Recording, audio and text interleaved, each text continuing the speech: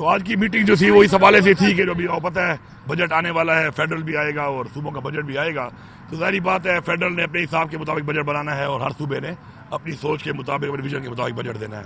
لیکن الحمدللہ پختونخوا کے حوالے سے جو ایک اچھی بات ہے وہ یہ ہے کہ ہمارے جو اپنے رائٹ سے جو ہمیں نہیں مل رہے تھے، ٹائم ٹو ٹائم ہماری کنٹیسٹ کرنے کے بعد ہمیں وہ رائٹ انشاءاللہ مل رہے ہیں، اور ان کے ملنے سے ہمیں جو فائدہ ہوگا وہ یہ ہے کہ پھر ہمیں ڈپینڈنسی ختم ہو جائے گی ہماری آن فیڈرل گورنمنٹ. اور فائدہ بھی ہے، ایک فیڈرل گورنمنٹ کا بھی فائدہ ہے کہ ان کے اوپر ڈپینڈنسی نہ ہو صوبوں کی. تو اس حوالے سے ہمارا جو این ایف سی ہے وہ ہمارا مین وہ تھا. انشاءاللہ اگست میں جس طرح پہلے بات ہوئی، آج پھر یہ انڈورس ہوا کہ اگست کے اندر این ایف سی بلائی جائے گی، اور این ایف سی میں جو ہمارا وہ شیئر، ہمارا جو رائٹ ہے آئین کے مطابق ملے گا، تو اس سے میں بہت بڑا ایک پیسہ ہمارے پاس اپنا پیسہ آنا ہے. اس کے علاوہ الحمدللہ ہمارا جو صوبہ ہے اس وقت معاشی طور پہ سب سے اچھی پوزیشن میں ہے. ہم نے آئی ایم ایف کا بھی جو ہے وہ اچیو کیا ہے جو ٹارگیٹ سے. اس کے ساتھ ساتھ ہمارے پاس جو سرپلس ہے وہ بھی تاریخی ہے. ہمارا جو کمنگ جو ہمارا نیو اسکیمز کا ہم جو دے رہے ہیں اپنا بجٹ، لاسٹ ٹائم تو ہم جب آئے تھے تو صوبہ بہت برے حالات میں ملا تھا، تو اس میں ہم نے آن گوئنگ اسکیم کو فوکس کیا تھا. لیکن اس دفعہ ہم اپنا ماشاءاللہ عمران خان کے ویژن کے مطابق جو ہے ہم اپنا ایک وہ بجٹ دے رہے ہیں جو فلاحی ٹیکس فری بجٹ ہے، جس میں روزگار بہت زیادہ ہے، جس میں ہیلتھ پہ بڑا فوکس ہے، ایجوکیشن پہ بڑا فوکس ہے، صنعتوں پہ بڑا فوکس ہے، ایگریکلچر پہ فوکس ہے، انوائرمنٹ پہ بڑا فوکس ہے. تو وہ جب سامنے پیش ہوگا تو آپ کے سامنے آ جائے گا. لبے لباب یہ ہے کہ ہمارے جو رائٹس پہ ہم کنٹیسٹ کر رہے تھے، جس میں این ایف سی ہمارا مین تھا، وہ ہمارا انشاءاللہ ڈن ہے. اس کے لیے ممبرز بھی ہم نے دے دی، مانگے گئے تھے، ہم نے دے دیے ہیں، اور تمام صوبوں نے ایگری کیا ہے کہ اگست میں اس کو ہم کریں گے.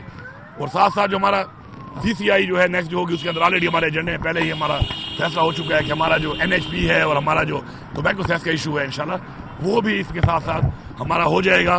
تو میں یہ سمجھتا ہوں کہ عمران خان کے ویژن کے مطابق ہم جسی پہ کام کر رہے ہیں، انہوں نے ماشاءاللہ ثابت کیا ہے اپنے گڈ گورننس سے اور فائنینشیل مینجمنٹ سے کہ ہم ایک سیلف سسٹینیبل صوبہ انشاءاللہ بن چکے ہیں.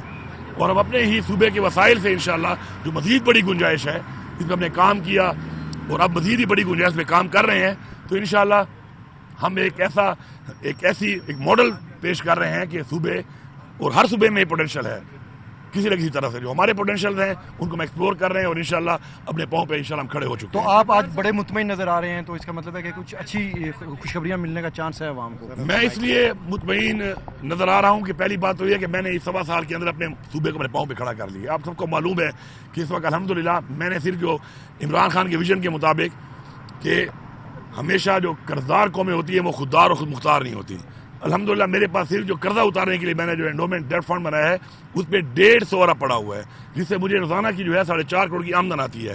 اس کے علاوہ 50 ارب میں نے قرضہ اتار بھی دیا ہے. تو آپ اسے اندازہ لگا لیں. اور اے ڈی پی جو ہماری تھی ڈیولپمنٹ کی، اس کی جو ایلوکیشن تھی وہ 120 ارب تھی اس سال کی.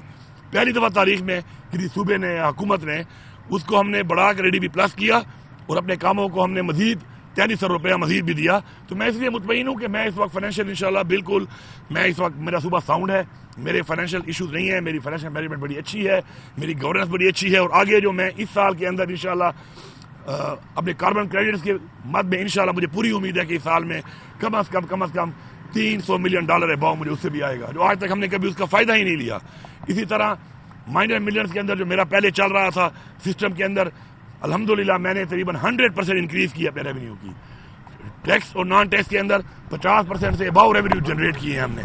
ابھی ہماری ایک لیز پالیسی ہے، اس کے اندر ہماری جو گورنمنٹ لینڈز ہیں جو کہ اس وقت بالکل قبضے ہوئے پڑے ہیں، ابنڈنٹ ہوئی پڑی ہیں، اس سے بھی اس سال انشاءاللہ مجھے پوری امید ہے کہ 40 سے 50 ارب روپے میں مزید جنریٹ کروں گا. اس پہ کافی کام ہو چکا ہے اور عملی کام ہو بھی رہا ہے اس کے اوپر. تو مختلف بہت سیکٹرز ہیں، ٹورزم کا سیکٹر ہے ہمارا، اور سیکٹرز ہیں جن میں ہم نے کام کر کے اپنے آپ کو سیلف سسٹینیبل انشاءاللہ کر لیا ہے. سر یہ بتا دیں کل ہم نے جانا کمٹمنٹ جو اڈیالہ. ہاں جی، اس کے علاوہ ظاہری بات ہے ہمارا تو بجٹ ابھی بعد میں آنا ہے. تو جیسے وہ عمران خان صاحب نے کہا تھا کہ فائنینشیل ٹیم کے ساتھ مزمل اور میں بیٹھ کے خان صاحب کو بتائیں کہ ہمارے ہیلتھ، خان صاحب کا تو یہ انٹرسٹ ہوتا ہے کہ ویلفیئر، ہیلتھ، ایجوکیشن کے لحاظ سے بجٹ میں کہاں پہ کیا کام ہونا ہے، تو ان کا جو ان پٹ ہے تو اس کے حوالے سے میں نے بات کی کہ ظاہری بات ہے ہمیں ملاقات بعض کو 2 مہینے نہیں ملتی. تو اسے میں نے بات کی ہے کہ ہمیں جو ہے ملاقات بھی خان صاحب سے کرائی ہے اپنے بجٹ کے لیے. تو وہ بھی انہوں نے کہا ہے کہ انشاءاللہ وہ بھی کرائیں گے.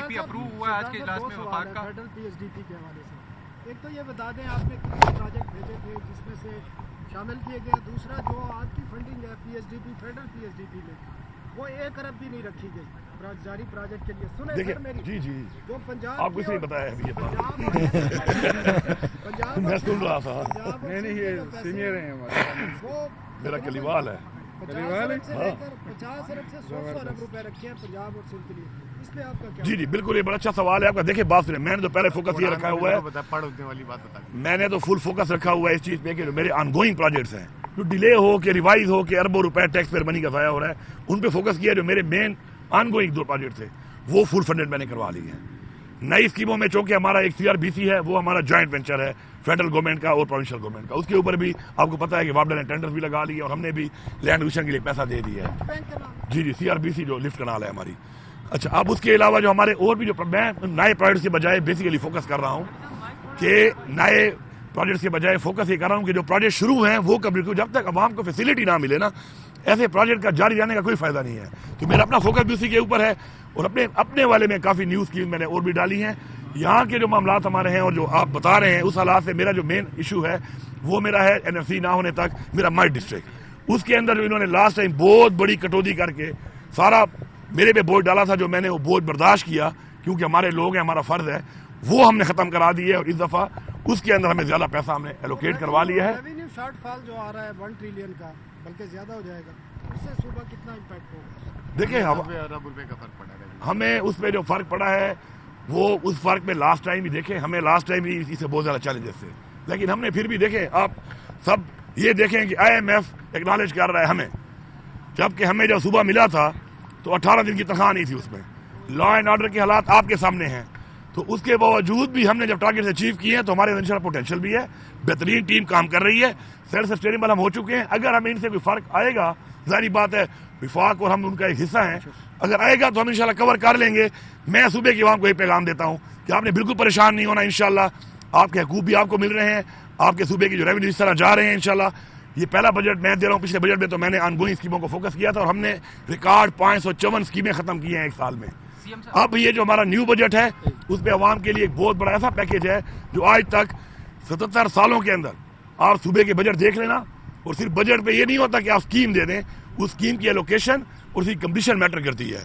तो हमने कंप्लीशन के साथ स्कीमों को जो रखा हुआ है इंशाल्लाह उसमें तमाम सेक्टर्स को हमने कवर किया और मोस्टली वो सेक्टर हम कवर कर रहे हैं जिससे हमें रेवेन्यू आएगा, जिससे हमारे लोगों को सहूलत मिलेगी, रोजगार मिलेगा, हमारे लोगों को खुशहाली मिलेगी, तो उस पर हम फोकस कर रहे हैं। सर ये बताएं कि आपने बहुत ही तफसीली तौर पर जो है इजलास के हवाले से बताया, लेकिन ये पूछा जा रहा है कि गंडापुर साहब चूँकि सबसे ज़्यादा अहम है इस वक्त, तो क्या खान साहब ये ईद भी जेल के अंदर ही करेंगे और कब उनकी रिहाई जो है वो मुमकिन है, और इस हवाले से क्या आपके पास खबर है जो शेयर करना चाहेंगे आप? देखिए खान साहब पे तो कोई केस तो है नहीं, आपको पता है कि विक्टिमाइजेशन एक हो रही है और जो हालात बने हुए हैं, मुल्क में कानून है नहीं, कानून की बालादस्ती नहीं है, आइन की बालादस्ती मुल्क में ख़त्म हो चुकी है। तो इमरान खान की रिहाई जो है वो तो मुंसलिक है इस चीज़ से कि मुल्क में जब अदालतें आज़ाद होंगी तो खान साहब रिहा होंगे। उस पर आपने देखा कि हमने प्रोटेस्ट करके बड़ी मुश्किल से खान साहब ने केस की पेशी लगवाई है लास्ट टाइम, अब कल वो पेशी है इंशाल्लाह। बाकी मैं उम्मीद करता हूँ कि हमारी जुडिशरी को मैं बार बार ये पैगाम दे रहा हूँ कि हम आपके साथ खड़े हैं,